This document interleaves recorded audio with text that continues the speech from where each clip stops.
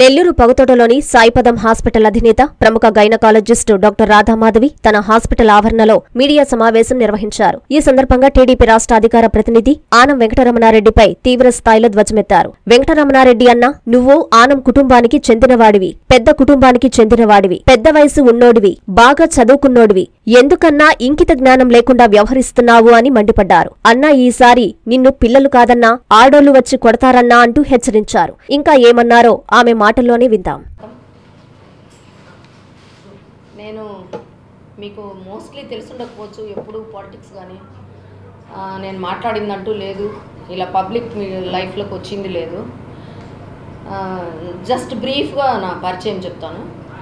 నేను డాక్టర్ రాధామాధవి, గత 25 ఏళ్లుగా పొగతోటలో మెటర్నిటీ సెంటర్ నడుపుతున్నాను. లాప్రోస్కోపిక్ సర్జన్ని. వేలాది మంది స్త్రీలకి కాన్పులు, గర్భకోశ వ్యాధి ఆపరేషన్లు నిర్వహించి ఇంకా సక్సెస్ఫుల్గానే హాస్పిటల్ రన్ చేస్తున్నాను పొగతోటలో. ఇది జస్ట్ బ్రీఫ్గా నా ఇంట్రడక్షన్. ఎప్పుడు ఏ రోజు పాలిటిక్స్ అంటే నాకు ఇంట్రెస్ట్ లేదు. కాకపోతే నేను స్కూల్లో ఎస్వి మెడికల్ కాలేజీలో చదువుకున్నప్పటి నుంచి, చిన్నప్పటి నుంచి రాజశేఖర రెడ్డి గారి అభిమానిని, నేను హార్డ్కోర్ అభిమానిని. ఒక డాక్టర్గా ఆయన ఎంత సేవ చేయొచ్చు అనేది ఆయన చేసి చూపించారనేది నా ఒపీనియన్. తర్వాత ఒక నిశ్శబ్ద అభిమానిలాగా ఉండేదాన్ని. తర్వాత వైఎస్ఆర్ గారి అకాల మరణం తర్వాత ఆయనకు నివాళిగా నేను 2 సంవత్సరాలు ఉచితంగా ఓపీ చూశాను. అసలు నేను ఎందుకు ఓపీ ఫ్రీగా చూస్తున్నానని నా పేషెంట్లకు కూడా అర్థమయ్యేది కాదు. అంత బాధపడ్డాను, అంత వేదన చెందాను ఆల్మోస్ట్. తర్వాత జగన్మోహన్ రెడ్డి గారు ముందుకు రావడము, ఆయన ప్రయాణం, రాజకీయ ప్రయాణం సాగిన తర్వాత రాజశేఖర రెడ్డి గారికి వారసుడు వచ్చాడు. He will prove himself.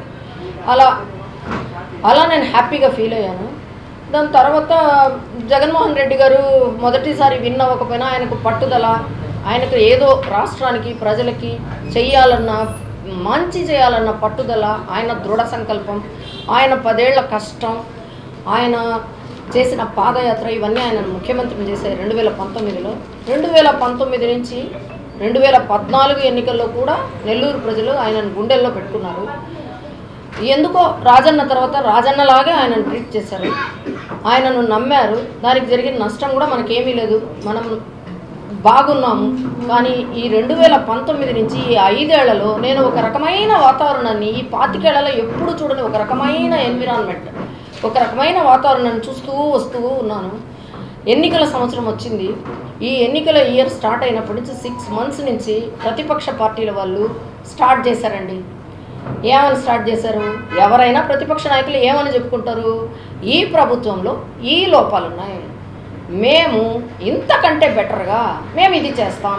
వీళ్ళు అలా కాదు, ఇగో కొడతాం, అదిగో తంతాం, ఇదిగో ఊరేగిస్తాం, ఇదిగో బుక్లో ఎక్కిస్తాం, మిమ్మల్ని కొడతాం, మీ సంగతి ఉంది, ఇలా స్టార్ట్ అవుతుంది.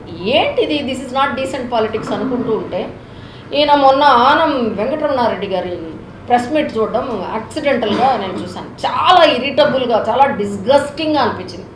అన్న వెంకటరమణారెడ్డి అన్న, నువ్వు ఆనం కుటుంబానికి చెందినోడివి, పెద్ద కుటుంబానికి చెందినోడివి, పెద్ద వయసున్నోడివి, పెద్ద చదువు కూడా చదువుకున్నావు. ఎందుకన్నా ఇంగిత జ్ఞానం లేకుండా మాట్లాడన్నా? నువ్వు టీడీపీకి మైక్వి, నువ్వు మాట్లాడు, నువ్వు ఏదైనా మాట్లాడు, విమర్శించు, సద్విమర్శ చేయి, డిగ్నిఫైడ్గా మాట్లాడు. ఇదిగో ఈ తప్పు చేస్తున్నాడు మీ ఎంపీ అభ్యర్థి, ఈ తప్పు చేస్తున్నాడు మీ ఎమ్మెల్యే అభ్యర్థి, ఈయన ఇది చేశాడు మీ ముఖ్యమంత్రి, ఇందుకు ఓట్లు వేద్దని చెప్పి నాకుతారు, పొట్టిగా ఉండారు, తర్వాత బాగలేరు. నువ్వు బాగుంటే ఎవడికి కావాలి, బాగలేకుంటే ఎవడికి కావాలి? నీ రూపురేఖలు, నీ ఒడ్డు పొడుగు కంటే నెల్లూరు ప్రజలకి, మహిళలకి, పిల్లలకి, వృద్ధులకి కావాల్సింది సామర్థ్యం, సమర్థుడైన నాయకుడు.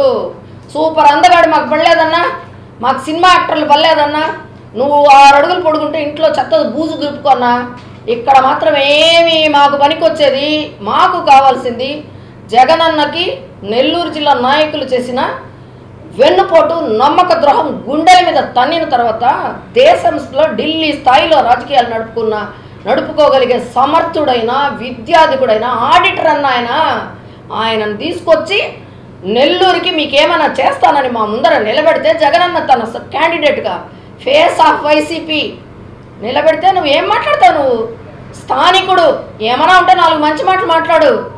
నెల్లూరుకి మేలు జరుగుతుంది. ఆయన ఢిల్లీ లెవెల్లో ఏమైనా చేయగలడు, ఏదైనా తేగలడు, ఒక ఇండస్ట్రీ తేగలడు, ఒక మంచి చేయగలడు. చెప్తే చెప్పు, చెప్పలేదు నీ కడుపుమంట నీలో పెట్టుకో. ఇండీసెంట్గా మాట్లాడద్దన్నా.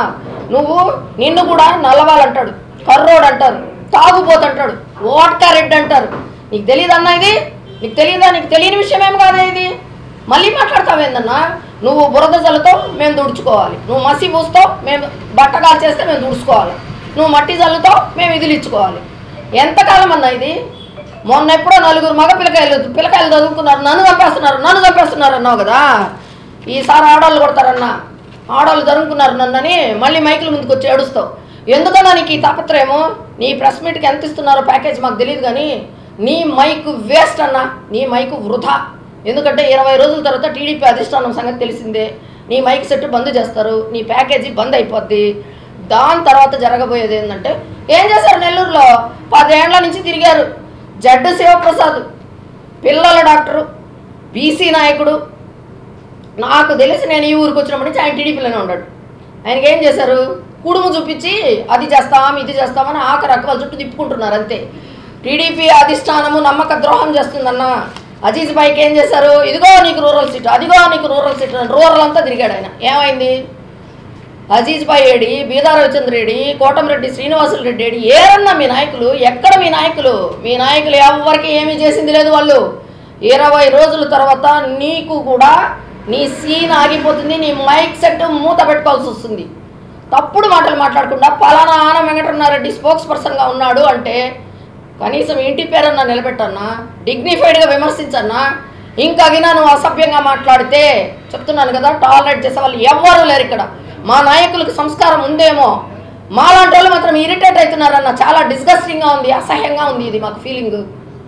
నువ్వు పొడుగైతే మాకెందుకు, తెలుపు అయితే మాకెందుకు, నలుపు అయితే మాకెందుకు? నువ్వు నీ సామర్థ్యం ఏంది? నీ నాయకుడు ఏం చేస్తాడో చెప్పన్నా మాకు చాలు. మా నాయకుడు ఢిల్లీ స్థాయి లీడరు, మాకేమైనా చేస్తాడు అనుకుంటే నెల్లూరుకి ఏమైనా చేయగల సత్తా ఉండే నాయకుడు మా విజయసాయిరెడ్డి గారు. నువ్వు చెప్పన్నా ఏం చేస్తావా? నువ్వు చెప్పు. ఇండీసెంట్గా మాట్లాడకు. నాకేస్తాడు బీనామీలు ఏం నువ్వు ఉండి విన్నావా? ఏం చేసావు నువ్వు? ఇన్నాళ్ళు ఎక్కడున్నావు అన్న? 6 నెలల నుంచి మైక్ సెట్ ఎత్తుకొని తిరుగుతున్నావు.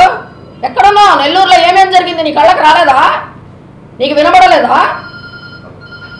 నీ గురించి మాట్లాడితే వెంకటరమణారెడ్డి ఒక జోకర్, ఒక రాజకీయ విదూషకుడు అంటున్నారన్నా.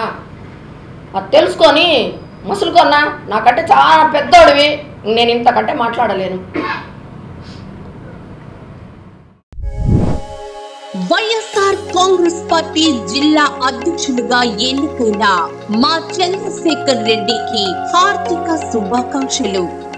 మంచి మనిషి, సౌమ్యుడు, అందరికీ అన్ని వేళలా అందుబాటులో ఉండే ఎమ్మెల్సీ పర్వతరెడ్డి చంద్రశేఖర్ రెడ్డి గారిని వైఎస్ఆర్ కాంగ్రెస్ పార్టీ నెల్లూరు జిల్లా అధ్యక్షులుగా నియమించిన సందర్భంగా మా హృదయపూర్వక శుభాకాంక్షలు.